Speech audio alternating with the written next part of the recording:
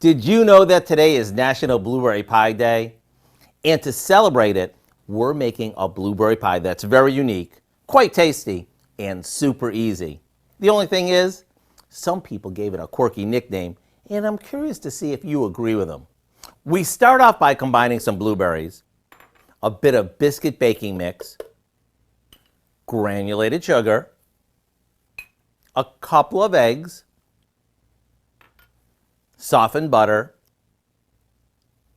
a can of evaporated milk, and a splash of vanilla in a blender.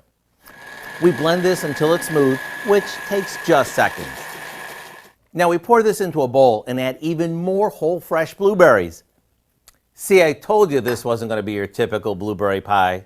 Okay, this goes into a pie plate and gets baked for about an hour.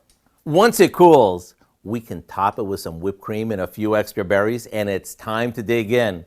And about that quirky nickname, although it's one of the most flavorful blueberry pies you'll ever eat, it has a funny color. So when people called it ugly, we weren't insulted, but rather we thought it was funny. So we named it Berry Ugly Pie. And like always, you can find it on our website.